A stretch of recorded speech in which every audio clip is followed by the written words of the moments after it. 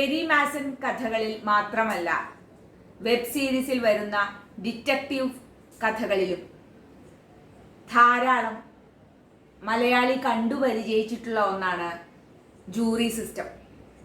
അതുകൊണ്ട് തന്നെ അനവധി ആളുകൾ എന്നോട് ചോദിക്കാറുണ്ട്, എന്തുകൊണ്ടാണ് ഇന്ത്യയിൽ ഇന്ന് ജൂറി സിസ്റ്റം ഇല്ലാത്തത്? അല്ലെങ്കിൽ ജൂറി സിസ്റ്റം ഉള്ളതല്ലേ കൂടുതൽ നല്ലത്? ക്രിമിനൽ ജസ്റ്റിസ് ഡെലിവറി സിസ്റ്റം കുറെ കൂടി കാര്യക്ഷമമായി നടത്താൻ ജൂറി സിസ്റ്റം നല്ലതല്ലേ എന്ന് ഒരുപാട് പേര് എന്നോട് ചോദിച്ചിട്ടുണ്ട്. ഈ ചോദ്യങ്ങൾക്കുള്ള ഉത്തരം കണ്ടെത്താൻ വേണ്ടിയാണ് ഈ വീഡിയോയിൽ ഇന്ത്യയിലെ അവസാനത്തെ ജൂറി ട്രയലിന്റെ കഥ പറയാമെന്ന് വെച്ചത്. അപ്പോൾ ഇന്ന് നമ്മൾ ഡിസ്കസ് ചെയ്യാൻ പോകുന്ന കേസിന്റെ പേര് KM Nanavati versus state of Maharashtra. സത്യത്തിൽ നമ്മൾ വായിച്ചു പരിചയിച്ചിട്ടുള്ള അല്ലെങ്കിൽ കേട്ടോ കണ്ടോ പരിചയിച്ചിട്ടുള്ള അപസർപ്പക കഥകളെ വെല്ലുന്ന തരത്തിലുള്ള ട്വിസ്റ്റ്, ടേൺസ്, സസ്പെൻസ് ഒക്കെയുള്ള ഒരു സംഭവമായിരുന്നു KM നാനാവതി കേസ്. ആ കേസിനെ കുറിച്ച് ഞാൻ ആദ്യം പറയാം. 1959 ഈ സംഭവങ്ങൾ നടക്കുന്നത്. കവാസ് മനീക് ഷാ നാനാവതി എന്ന പാഴ്സി നേവൽ കമാൻഡർ, അദ്ദേഹം വളരെ ഫേമസ് ആയിരുന്നു എന്നല്ല, ഇൻഫ്ലുവൻഷ്യലുമായിരുന്നു. അദ്ദേഹം സ്വന്തം ഭാര്യയായ സിൽവിയ നാനാവതി, അവരുടെ 3 കുട്ടികളും ഒന്നിച്ച് ബോംബെയിൽ വന്ന് സെറ്റിൽ ചെയ്യാനുണ്ടായത്. കാരണം അവർ ബോംബെയിലായിരുന്നില്ല, അവർ ഡൽഹിയിലുണ്ടായിരുന്നു കുറേ കാലം, മറ്റു പല സ്ഥലത്തും ഉണ്ടായിരുന്നു. അവസാനം അവർ ബോംബെയിൽ വന്ന് സെറ്റിൽ ചെയ്തു. എന്നാലും ജോലിയുടെ സ്വഭാവം ഇതായതുകൊണ്ട്, നേവൽ കമാൻഡർ ആയിരുന്നുവല്ലോ, ധാരാളം യാത്ര ചെയ്യേണ്ടിയിരുന്നത് കൊണ്ടും പലപ്പോഴും വീട്ടിൽ നിന്ന് 2-3 മാസം വിട്ടു നിൽക്കേണ്ട അവസ്ഥയും ഉണ്ടായിരുന്നു മിസ്റ്റർ നാനാവതിക്ക്. ഇങ്ങനെ ഉള്ള അവസരത്തിൽ നാനാവതിയുടെ English born wife Sylvia Nanavati അവരുടെ പരിചയത്തിൽ തന്നെയുള്ള ഒരു സിന്ധി ബിസിനസ്മാനായ പ്രേം അഹൂജയുമായി അടുപ്പത്തിലായി. ഈ സംഭവങ്ങൾ ഒരിക്കൽ നാനാവതി അറിയാനിടയായി എന്ന് പറഞ്ഞാൽ, ഒരു പ്രാവശ്യം ഒരു ടൂർ കഴിഞ്ഞ് തിരിച്ചു വന്ന നാനാവതിയോട് സ്വന്തം ഭാര്യ തന്നെയാണ് ഇത്തരത്തിൽ തനിക്ക് പ്രേം അഹൂജയുമായി ഒരു റിലേഷൻഷിപ്പ് ഉണ്ട് എന്ന വസ്തുത തുറന്നു പറയുന്നത്. എന്നാൽ ഇത് കേട്ട അദ്ദേഹം അക്ഷോഭ്യനായി അത് മുഴുവൻ കേൾക്കുകയും പ്രത്യേകിച്ച് റിയാക്ഷൻസ് ഒന്നും കൂടാതെ തന്നെ സാധാരണ മട്ടിൽ പെരുമാറുകയും ചെയ്തു. അതിനുശേഷം അന്ന് വൈകുന്നേരം ഭാര്യയെയും 3 കുട്ടികളെയും മെട്രോ സിനിമയിൽ, അതൊരു തിയേറ്ററാണ്, അവിടെ സിനിമ കാണിക്കാനായി കൊണ്ടുപോവുകയും അവരെ അവിടെ ഇരുത്തിയിട്ട് എനിക്ക് അത്യാവശ്യമായിട്ട് ഓഫീസിൽ പോയിട്ട് കുറച്ച് കാര്യങ്ങളുണ്ട് എന്ന് പറഞ്ഞ് അവിടെ നിന്ന് പോവുകയും ചെയ്തു. KM നാനാവതി നേരെ ചെന്നത് സ്വന്തം ഷിപ്പിലേക്കാണ്. അവിടെ ചെന്ന് ഫോൾസ് പ്രിടെക്സ്റ്റിലാണ്, അതായത് സത്യം പറഞ്ഞില്ല, എന്തിനാണ് എന്ന് പറഞ്ഞിട്ടല്ല, അല്ലെങ്കിൽ മറ്റെന്തോ കാരണം പറഞ്ഞാണ് അദ്ദേഹം ഒരു റിവോൾവർ സംഘടിപ്പിച്ചു. ആ റിവോൾവറിൽ അദ്ദേഹം 6 ബുള്ളറ്റുകളും നിറച്ചു. വരുന്ന വഴിക്ക് ഈ റിവോൾവർ മറ്റുള്ളവർ കാണാതിരിക്കാൻ വേണ്ടി അദ്ദേഹം ഒരു ബ്രൗൺ എൻവലപ്പിലിട്ട് അത് സ്വന്തം പോക്കറ്റിലിട്ടിട്ടാണ് അത്രേ അവിടെ നിന്ന് പോകുന്നത്. KM നാനാവതി നേരെ ഈ പ്രേം അഹൂജ, ഞാൻ പറഞ്ഞല്ലോ, അദ്ദേഹം ബോംബെയിലെ വളരെ റിച്ചായ, വളരെ ഫേമസ് ആയിട്ടുള്ള ഒരു ബിസിനസ്മാൻ ആണ് എന്ന് മാത്രമല്ല, നാനാവതിയുടെ ഫാമിലി ഫ്രണ്ടുമാണ്. ബിസിനസ് ഓഫീസിലേക്കാണ് ആദ്യം നാനാവതി അഹൂജയെ അന്വേഷിച്ച് ചെന്നത്. എന്നാൽ അവിടെ അദ്ദേഹം ഇല്ല എന്നറിഞ്ഞ് നേരെ അഹൂജയുടെ ഫ്ലാറ്റിലേക്ക് ചെന്നു. അപ്പോൾ അഹൂജ മാത്രം ഉണ്ടായിരുന്ന ആ ഫ്ലാറ്റിൽ അഹൂജ ബാത്റൂമിലായിരുന്നു. അതുകൊണ്ട് നാനാവതി നേരെ ഇദ്ദേഹത്തിന്റെ ബെഡ്റൂമിലേക്ക് ചെല്ലുകയും ചെയ്തു. ഇതിന് ശേഷം അവിടെ എന്താണ് നടന്നത് എന്നതിന് കൃത്യമായി സാക്ഷികൾ ആരുമില്ല. എന്തായാലും നാനാവതി ആ ഫ്ലാറ്റ് വിട്ടു പോരുമ്പോൾ അഹൂജ മരിച്ചു വീണിരുന്നു. നാനാവതിയുടെ തോക്കിൽ നിന്ന് 2 പ്രാവശ്യം നിറയൊഴിക്കുകയും ചെയ്തു. പുറത്തിറങ്ങിയ നാനാവതി സ്വന്തം ഷിപ്പിൽ വരികയും ബോസായിരുന്ന നേവൽ ഓഫീസറോട് പറയുകയും ചെയ്തു, അതായത് ഞാൻ പ്രേം അഹൂജയെ കൊല ചെയ്തിട്ടാണ് വരുന്നത് എന്ന് പറഞ്ഞ് ഈ റിവോൾവർ ഏൽപ്പിച്ചു. അദ്ദേഹം ആ നേവൽ ഓഫീസർ, മേലുദ്യോഗസ്ഥനായ നേവൽ ഓഫീസർ നാനാവതിയെ ഉടൻ തന്നെ പോലീസിന് കൈമാറുകയും അന്ന് ഡ്യൂട്ടിയിലുണ്ടായിരുന്ന ആ പോലീസ് ഓഫീസറോടും KM നാനാവതി താൻ കൊലപാതകം ചെയ്തു എന്ന് സമ്മതിക്കുകയും ചെയ്തു. ഇത്രയുമാണ് ഫാക്ട്സ് ഓഫ് ദ കേസ്. ഈ കഥ അല്ലെങ്കിൽ ഈ കേസ് വ്യത്യസ്തമാകുന്നതും ഇൻട്രസ്റ്റിംഗ് ആവുന്നതും ഇനി മുതലാണ്. ഈ കേസിൽ കൊലപാതകമാണല്ലോ. അപ്പോൾ മർഡർ സെക്ഷൻ 300 ആണ്, section 300 of Indian penal code ആണ് മർഡറിനെ ഡിഫൈൻ ചെയ്യുന്നത്. സെക്ഷൻ 302 ഓഫ് IPC ആണ് മർഡറിനുള്ള പണിഷ്മെന്റ് പ്രിസ്ക്രൈബ് ചെയ്യുന്നത്. അപ്പോൾ സെക്ഷൻ 302 പ്രകാരം ചാർജ് ചെയ്ത നാനാവതിയെ കോടതിക്ക് മുമ്പിൽ ഹാജരാക്കിയപ്പോൾ അന്ന് നിലവിലുണ്ടായിരുന്ന സിസ്റ്റം പ്രകാരം ഗ്രേറ്റ് ബോംബെ സെഷൻസ് കോർട്ട് ഒരു ജൂറിയെ വിളിച്ചു കൂട്ടുകയും ആ ജൂറിക്ക് ഈ കേസ് കൈമാറുകയും ചെയ്തു. ഞാൻ നേരത്തെ പറഞ്ഞുവല്ലോ ജൂറി സിസ്റ്റം എന്ന്. ഇനി ഇവിടെ എന്താണ് ജൂറി സിസ്റ്റം എന്ന് ഞാൻ കുറച്ചുകൂടി വ്യക്തമായി പറയേണ്ടതുണ്ട്. ഇന്ത്യയിൽ ഉണ്ടായിരുന്നു, അമേരിക്കയിലും ബ്രിട്ടനിലും ന്യൂസിലാൻഡിലും ആസ്ട്രേലിയയിലും, അതായത് ഒരുവിധം ബ്രിട്ടീഷ് കോളനികളായിരുന്ന എല്ലാ രാജ്യങ്ങളിലും, ബ്രിട്ടീഷ് ലീഗൽ സിസ്റ്റം ഫോളോ ചെയ്യുന്ന ഒരുവിധം എല്ലാ രാജ്യങ്ങളിലും നിലനിന്നു പോരുന്ന ഒരു ജസ്റ്റിസ് ഡെലിവറി സിസ്റ്റം ആണ് ഈ ജൂറി സിസ്റ്റം. അതെന്താണെന്ന് വെച്ചാൽ, സാധാരണ ഒരു കേസ് റിപ്പോർട്ട് ചെയ്തു കഴിഞ്ഞാൽ അതിലെ ഫാക്ട്സ് ഓഫ് ദ കേസ് തീരുമാനിക്കാൻ ആണ് നമ്മൾ ജൂറിയെ വിളിച്ചു കൂട്ടുന്നത്. ലോ ഓഫ് ദ കേസ് എപ്പോഴും തീരുമാനിക്കുന്നത് ജഡ്ജാണ്. അതായത് ഒരു പ്രത്യേക സാഹചര്യത്തിൽ അല്ലെങ്കിൽ ഒരു പ്രത്യേക കുറ്റം പ്രതി ചെയ്തുവോ ഇല്ലയോ എന്ന് തീരുമാനിക്കുന്നത് ജൂറിയാണ്. കുറ്റം ചെയ്തു പ്രതി എന്ന് ജൂറി തീരുമാനിച്ചു കഴിഞ്ഞാൽ ഏത് നിയമപ്രകാരമാണ് എന്താണ് ശിക്ഷ കൊടുക്കേണ്ടത് എന്നാണ് ജഡ്ജ് തീരുമാനിക്കുന്നത്. അതായത് ലോ ജഡ്ജ് തീരുമാനിക്കുകയും ഫാക്ട്സ് ജൂറി തീരുമാനിക്കുകയും ചെയ്യുന്ന ഒരു പ്രത്യേക രീതിയാണത്, ഒരു നിയമനിർവഹണ രീതിയാണ് ഈ ജൂറി സിസ്റ്റം. ഇനി എങ്ങനെയാണ് ഈ ജൂറി കോൺസ്റ്റിറ്റ്യൂട്ട് ചെയ്യുന്നത് എന്നത് അവിടെയാണ് അതിന്റെ പ്രത്യേകത. ജൂറിയിലുള്ളവരാരും നിയമജ്ഞരോ നിയമപണ്ഡിതരോ എന്തിന് ലോയേഴ്സ് പോലും ആയിരിക്കില്ല. ഒരു പ്രത്യേക സ്ഥലത്ത് വെച്ച് ഒരു കുറ്റം ചെയ്യപ്പെടുമ്പോൾ ആ ലോക്കൽ ഏരിയയിലുള്ള റെസ്പെക്റ്റബിൾ ആയിട്ടുള്ള അല്ലെങ്കിൽ പോപ്പുലർ ആയിട്ടുള്ള കുറച്ച് ആളുകളെ വിളിച്ചു കൂട്ടിയാണ് ഈ ജൂറി ഉണ്ടാക്കുന്നത്. ഈ ജൂറിയിലുള്ളവരാരും ജഡ്ജസ് ആയിരിക്കില്ല, ലോയേഴ്സ് ആയിരിക്കില്ല, അവർ സാധാരണക്കാരായിരിക്കും. പക്ഷെ റെസ്പെക്റ്റബിൾ, ഇപ്പോൾ ഈ റെസ്പെക്റ്റബിൾ എന്നുള്ളത് ഒരു ബ്രിട്ടീഷ് വേർഷൻ ആണ്. കാരണം അന്ന് കോമൺ ലോ പ്രകാരം റെസ്പെക്റ്റബിൾ എന്ന് പറഞ്ഞു കഴിഞ്ഞാൽ അവർ ലോർഡ്സ് ആണ്. സാധാരണയായിട്ട് റെസ്പെക്റ്റബിൾ ആവുന്ന ആളുകൾ എന്ന് പറഞ്ഞു കഴിഞ്ഞാൽ ആ ഏരിയയിൽ അത്യാവശ്യം റിച്ച് ആയിട്ടുള്ള ആളുകൾ തന്നെയാണ്. അതെന്തോ ആവട്ടെ, ജൂറിയെ കോൺസ്റ്റിറ്റ്യൂട്ട് ചെയ്യുമ്പോഴും ആളുകളെ സ്വാധീനിക്കുന്ന ഘടകങ്ങൾ ഇതൊക്കെയാണ്. അതായത് ആ ഏരിയയിൽ 4 ആൾ കേട്ടാൽ അറിയുന്ന 10-12 ആളുകൾ. നേരത്തെ പറഞ്ഞല്ലോ, ഇവർക്കാർക്കും ഒരു ലീഗൽ ബാക്ക്ഗ്രൗണ്ട് ഒന്നും ഉണ്ടാവണമെന്നില്ല. അവർ തീരുമാനിക്കുന്നത് നിയമമല്ല, ഫാക്ട്സ് ആണ്. അപ്പൊ അങ്ങനെ വരുമ്പോൾ ഓരോരുത്തരെയും സ്വാധീനിക്കുന്ന കാരണങ്ങൾ അല്ലെങ്കിൽ സ്വാധീനിക്കുന്ന ഘടകങ്ങൾ പലതാവാം. അപ്പോൾ ഒരു പ്രത്യേക കേസിൽ പ്രതി കുറ്റം ചെയ്തുവോ ഇല്ലയോ എന്ന് ജൂറി കണ്ടെത്താൻ ഉള്ള കാരണങ്ങൾ ഓരോ കേസിലും വ്യത്യസ്തമായിരിക്കും. ജൂറി സിസ്റ്റത്തിനെ കുറിച്ച് പറയാവുന്ന ഏറ്റവും വലിയ ഒരു ഡിസഡ്വാൻറ്റേജും ഇതാണ്.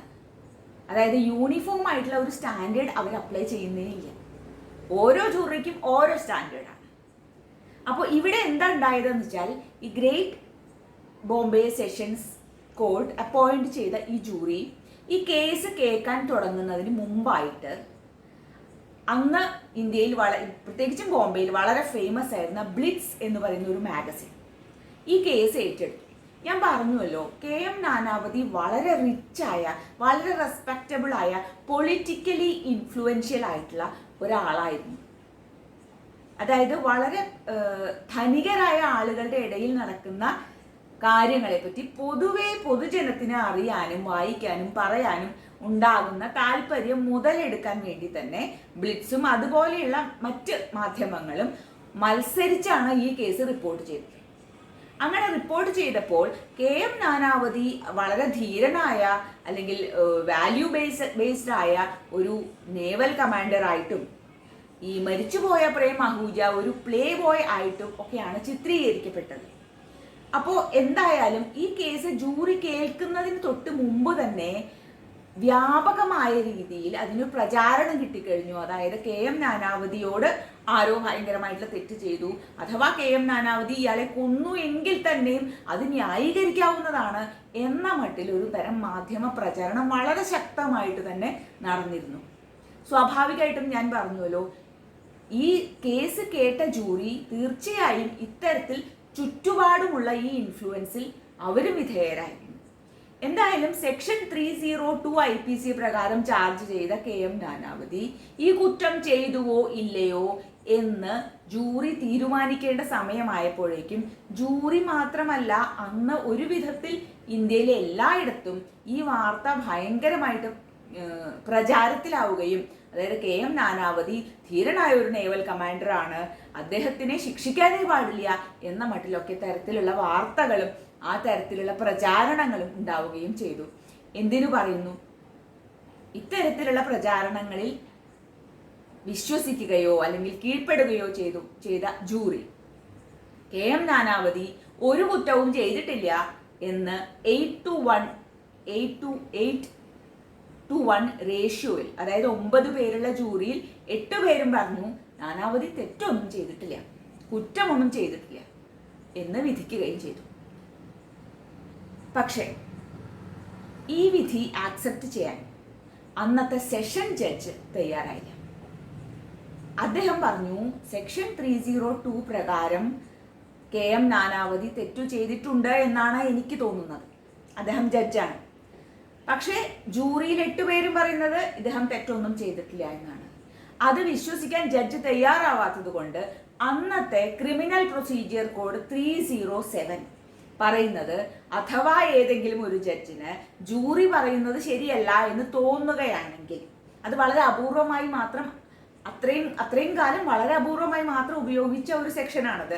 307 പ്രകാരം ജഡ്ജ് പറഞ്ഞു എനിക്ക് വിശ്വാസമില്ല ഈ ജൂറി പറയുന്നത്, അതുകൊണ്ട് ഇത് വീണ്ടും വിചാരണ ചെയ്യാൻ വേണ്ടിയിട്ട് ഹൈക്കോടതിയിലേക്ക് റെഫർ ചെയ്തു.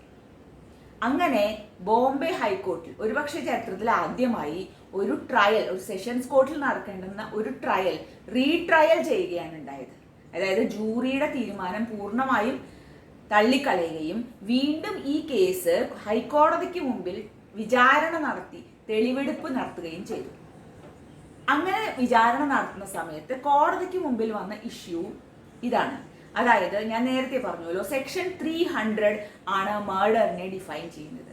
സെക്ഷൻ 300 ഓഫ് IPC പ്രകാരം മർഡർ അല്ലെങ്കിൽ കൊലപാതകം, മനഃപൂർവമായ നരഹത്യ എന്ന് പറഞ്ഞാൽ ഒരാൾ ഏതെങ്കിലും തരത്തിലുള്ള ഫോഴ്സ് ഉപയോഗിക്കുകയാണ് മറ്റൊരാൾക്കെതിരെ, അതായത് ഈ ഫോഴ്സ് അയാളെ കൊല ചെയ്യാൻ തക്കതാണ് എന്ന അറിവോടെ, അയാളെ കൊല ചെയ്യണം എന്ന ഉദ്ദേശത്തോടുകൂടി ഒരാൾ ഏതെങ്കിലും തരത്തിലുള്ള ഫിസിക്കൽ ഫോഴ്സ് മറ്റൊരാൾക്ക് നേരെ പ്രയോഗിക്കുകയാണെങ്കിൽ, അത് ഷൂട്ട് ചെയ്തിട്ടാവാം, ഇടിച്ചിട്ടാവാം, ഉന്തിയിട്ടിട്ടാവാം, വാളെടുത്ത് വെട്ടിയിട്ടാവാം, എങ്ങനെ വേണമെങ്കിലും ആവാം. പക്ഷേ ഈ ഉപയോഗിക്കുന്ന ആൾക്ക് അറിയാം ഞാൻ ഇപ്പോൾ പ്രയോഗിക്കുന്ന ഈ ശക്തി മതി മറ്റൊരാളെ കൊല്ലാൻ, അത്രേ വേണ്ടൂ.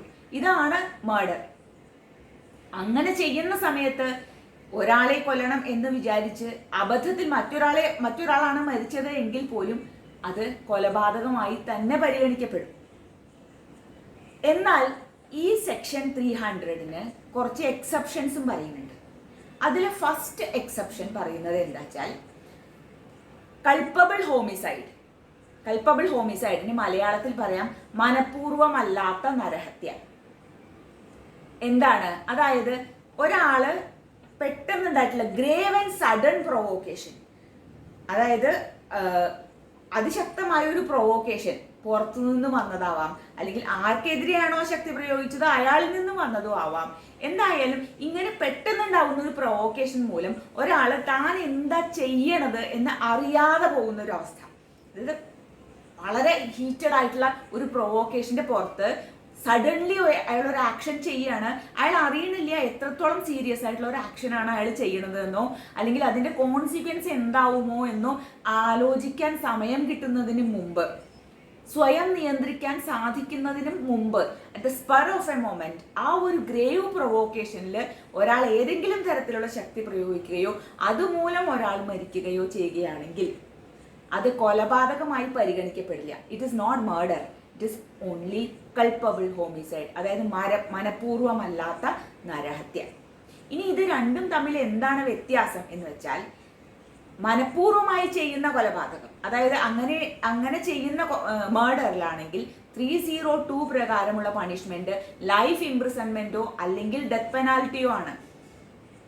എന്നാൽ മനഃപൂർവമല്ലാത്ത നരഹത്യ, കൾപ്പബിൾ ഹോമിസൈഡ്, സെക്ഷൻ 300 എക്സെപ്ഷൻ 1 ആണ് കൾപ്പബിൾ ഹോമിസൈഡിലെ ഗ്രേവ് ആൻഡ് സഡൻ പ്രൊവോക്കേഷൻ. അങ്ങനെ കൾപ്പബിൾ ഹോമിസൈഡ് ആണ് അയാൾ ചെയ്തത് എന്ന് പ്രൂവ് ചെയ്യുകയാണെങ്കിൽ അയാൾക്ക് മാക്സിമം 10 കൊല്ലം ശിക്ഷ വരും. 304 പാർട്ട് 1 ആണ് അതിൻ്റെ ശിക്ഷ, അതിൻ്റെ പണിഷ്മെന്റിനെ കുറിച്ച് പറയുന്നത്. അപ്പോൾ 302 പ്രകാരമുള്ള പണിഷ്മെന്റ് അയാൾക്ക് കിട്ടുകയുമില്ല. അതായത് കൾപ്പബിൾ ഹോമിസൈഡ് എന്ന് പറഞ്ഞാൽ മർഡറിനെ കമ്പയർ ചെയ്യുമ്പോൾ ലെസ് സീരിയസ് ആയ ഒരു ഒഫൻസ് ആണ്. കാരണം അയാൾ മനഃപൂർവ്വം അല്ല അത് ചെയ്യുന്നത്. സാധാരണ ഒരു ക്രൈമിന് 2 എലമെന്റ്സ് ഉണ്ട്, ആക്ടസ് റിയസ് ആൻഡ് മെൻസ് റിയ. ആക്ടസ് റിയസ് എന്ന് പറഞ്ഞാൽ ഫിസിക്കൽ ആക്ഷൻ ആണ്, അതായത് ഫിസിക്കലി നമ്മളൊരു ഫോഴ്സ് പ്രയോഗിക്കുന്നുണ്ട് ഒരാൾക്ക് നേരെ. അതിൻ്റെ കൂടെ മെൻസ് റിയ, അതായത് അതിനൊരു മോട്ടീവ് അല്ലെങ്കിൽ ഒരു മെന്റൽ എലമെന്റ് ഉണ്ട്, അതായത് അയാളെ കൊല്ലണം അല്ലെങ്കിൽ ഈ തെറ്റ് ചെയ്യണം എന്ന് ഉദ്ദേശിച്ചുകൊണ്ടാവണം അത് ചെയ്യുന്നത്. ഇത് രണ്ടും കൂടി ചേരുമ്പോഴാണ് മർഡർ ആവുന്നത്. അപ്പോൾ കൾപ്പബിൾ ഹോമിസൈഡിൽ ഈ മെൻസ് റിയ ഇല്ല, അതായത് അയാൾ മനഃപൂർവ്വം കൊല്ലണം എന്ന് വിചാരിച്ചിട്ടല്ല ചെയ്യുന്നത്, മറിച്ച് അങ്ങനെ സംഭവിച്ചു പോവുകയാണ്.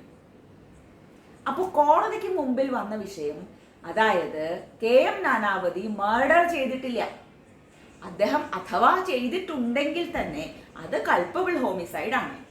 കാരണം പറഞ്ഞത് ഇതാണ്, അതായത് സ്വന്തം ഭാര്യയുമായി അവിഹിത ബന്ധം പുലർത്തുന്ന ഒരാളോട് സംസാരിച്ചപ്പോൾ തീർച്ചയായിട്ടും ഒരു ഹീറ്റഡ് ആർഗ്യുമെന്റ് ഉണ്ടായിട്ടുണ്ടാവണം.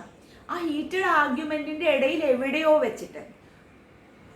വെച്ചിട്ട് അറിയാതെ ഈ റിവോൾവറിൽ നിന്ന് 2 പ്രാവശ്യം വെടി ഉതിർത്തതാണ്. അത് ആക്സിഡന്റൽ ആവാം, മനഃപൂർവ്വം വെടിവെച്ചതൊന്നും ആയിരിക്കില്ല. അവര് തമ്മിലുണ്ടായിട്ടുള്ള ഫൈറ്റിന്റെ ഇടയിൽ രണ്ട് ഷോട്ട് ഉണ്ടായി എന്നല്ലാതെ ഇയാൾ മനഃപൂർവ്വം അഹൂജയെ കൊന്നതല്ല എന്നതാണ് ആർഗ്യുമെന്റ്. എന്നാൽ ഈ കേസ്, അപ്പോൾ ഞാൻ പറഞ്ഞല്ലോ, ഈ കേസ് കോടതിയിൽ വിചാരണ നടക്കുന്ന സമയത്ത് മാധ്യമങ്ങൾ പുറത്ത് കടുത്ത പ്രചാരണമായിരുന്നു. അതായത് KM നാനാവതിക്ക് നീതി ലഭിക്കണം, അദ്ദേഹം തെറ്റൊന്നും ചെയ്തിട്ടില്ല എന്ന മട്ടിൽ. ഇങ്ങനെയൊക്കെ നടന്നെങ്കിൽ പോലും ഈ കേസ് ട്രയൽ മുഴുവൻ കേട്ട ഹൈക്കോടതി ജഡ്ജ് പറഞ്ഞു KM നാനാവതി കുറ്റക്കാരനാണ്.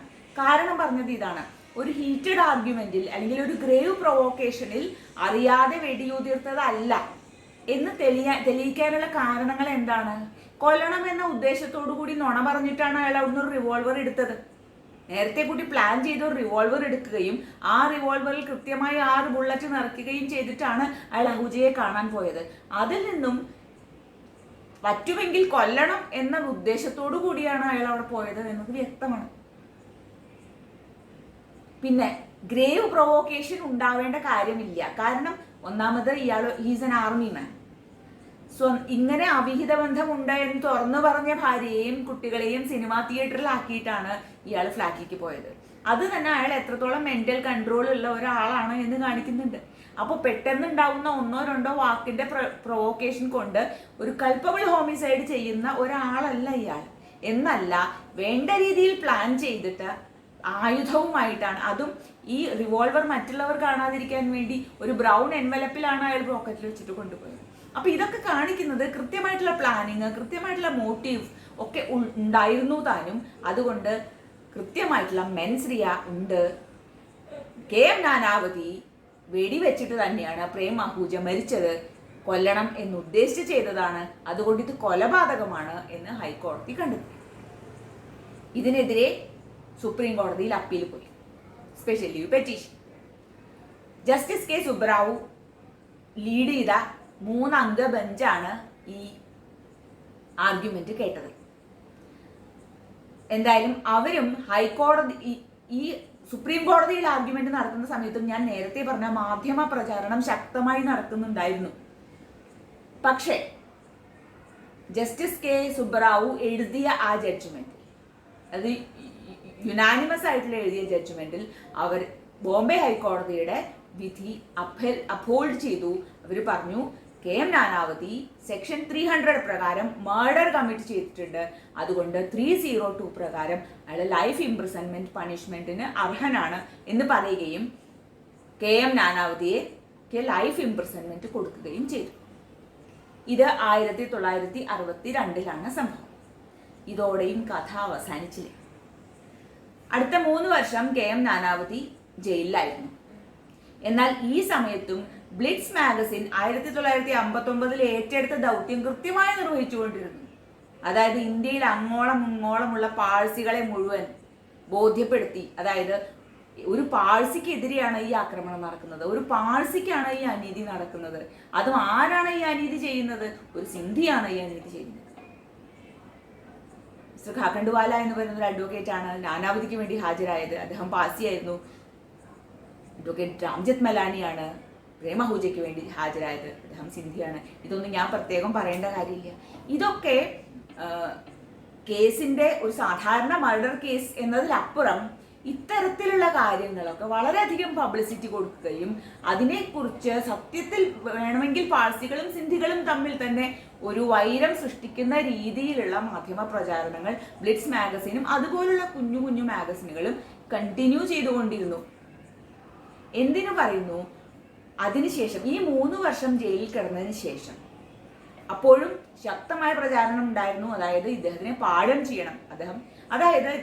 ഇദ്ദേഹം അപ്രൈറ്റ് ആയിട്ടുള്ള ഒരു ഓഫീസർ ആണെന്നും അതും ഒരു നേവൽ കമാൻഡർ ആണ് എന്ന മട്ടിലൊക്കെയുള്ള പ്രചാരണങ്ങളാണ് നടന്നത്. എന്ന് മാത്രമല്ല, ഈ ഹൈ ക്ലാസ് സൊസൈറ്റിയിൽ നടക്കുന്ന അഡൾട്ടറി, ക്രൈം ഓഫ് പാഷൻ, ഇത്തരം കാര്യങ്ങളിൽ സാധാരണക്കാരായ ആളുകൾക്ക് ഉണ്ടാവുന്ന താല്പര്യത്തിന് വേണ്ട രീതിയിൽ ഇവരൊക്കെ മുതലെടുക്കുകയും ചെയ്തു. അങ്ങനെ എന്തിനു പറയുന്നു, 3 വർഷത്തിന് ശേഷം അന്ന് മഹാരാഷ്ട്ര ഗവർണറായിരുന്ന വിജയലക്ഷ്മി പണ്ഡിറ്റ്, ജവഹർലാൽ നെഹ്റുവിൻ്റെ സഹോദരിയാണ് അവർ, വിജയലക്ഷ്മി പണ്ഡിറ്റ് KM നാനാവതിക്ക് പാഠം കൊടുക്കുകയും അങ്ങനെ അദ്ദേഹത്തിനെ കുറ്റവിമുക്തനാക്കുകയും ആണ് ഉണ്ടായത്. ഇനി ഈ കഥയൊന്നും ഇവിടെ അവസാനിച്ചില്ല.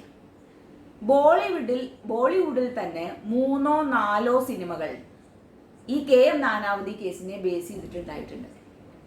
ഒരു മറാഠി നോവലും ഒരു മറാഠി നാടകവും ഉണ്ടായിട്ടുണ്ട്. ഹിന്ദിയിൽ ഒരു നോവൽ ഉണ്ടായിട്ടുണ്ട്. ഇംഗ്ലീഷിൽ 2 നോവലുകൾ ഉണ്ടായിട്ടുണ്ട്. ഇതിൽ നിന്ന് നമുക്ക് ഏതാണ്ട് മനസ്സിലാകാമല്ലോ എത്രത്തോളം പബ്ലിസിറ്റി കിട്ടിയ ഒരു കേസായിരുന്നു ഇത് എന്ന്. അതെന്തെങ്കിലും ആവട്ടെ, ഈ കേസോടുകൂടി ജൂറി സിസ്റ്റം ഒട്ടും റിലയബിൾ അല്ല എന്ന് എല്ലാവർക്കും മനസ്സിലായി. അതായത് ജൂറി എന്ന് പറയുന്നത് ഇൻഫ്ലുവൻസ് ചെയ്യാൻ എളുപ്പമുള്ള ഒരു ആൾക്കൂട്ടം മാത്രമാണ് എന്നും നിയമനിർവഹണം അവരെ ഏൽപ്പിച്ചാൽ ശരിയാവില്ല എന്നും എല്ലാവർക്കും മനസ്സിലായി. അതുകൊണ്ട് തന്നെ ഈ കേസിന് ശേഷം ഇന്ത്യയിൽ ജൂറി സിസ്റ്റം അബോളിഷ് ചെയ്തു. പിന്നെ വെസ്റ്റ് ബംഗാളിലൊക്കെ 1-2 കേസുകളിൽ പിന്നീടും ജൂറി സിസ്റ്റം ഉണ്ടായിട്ടുണ്ടത്രേ. പക്ഷെ 1973 ക്രിമിനൽ പ്രൊസീജിയർ കോഡ് പുതുക്കിയതിന് ശേഷം അതോടുകൂടി കംപ്ലീറ്റ് ആയിട്ടും ജൂറി സിസ്റ്റം ഇന്ത്യയിൽ അബോളിഷ് ചെയ്തു. ഇന്ന് ഇന്ത്യയിൽ ജൂറി സിസ്റ്റം നിലനിൽക്കുന്നത് ഒരേ ഒരു കേസിലാണ്. അതായത് പാഴ്സി കമ്മ്യൂണിറ്റിയുടെ മാട്രിമോണിയൽ ഡിസ്പ്യൂട്ട്സിൽ ഇപ്പോഴും ജൂറി സിസ്റ്റം ഉണ്ട്. വേറെ ഒരു കേസിലും ഇന്ത്യയിൽ ജൂറി സിസ്റ്റം നിലവിലില്ല. ഇത് മുഴുവൻ പറഞ്ഞത് ഈ കേസിലെ ഏറ്റവും പ്രധാനപ്പെട്ട ഭാഗം, ഒന്ന്, കൾപ്പബിൾ ഹോമിസൈഡും മർഡറും തമ്മിൽ എന്താണ് വ്യത്യാസം, ഏത് സാഹചര്യത്തിലാണ് ഒരു മർഡർ കൾപ്പബിൾ ഹോമിസൈഡായി പരിഗണിക്കുക എന്നതാണ് ഇതിലെ നിയമവിഷയം. എന്നാൽ ഈ കേസ് ഫേമസ് ആയത് രാഷ്ട്രീയം, സാമൂഹികം, വസ്തുതാപരം ആയ മറ്റു പല ഘടകങ്ങളും ഇഴചേർന്ന ഒരു സാമൂഹിക മനോഭാവം കൊണ്ടാണ്. ഇത്തരത്തിൽ വസ്തുതകൾ ഇണവഴഞ്ഞു കിടക്കുന്ന ഇന്ത്യൻ ജുഡീഷ്യൽ ഹിസ്റ്ററിയുടെ മറ്റൊരേടുമായി വീണ്ടും ഒരിക്കൽ കാണാം. Thank you.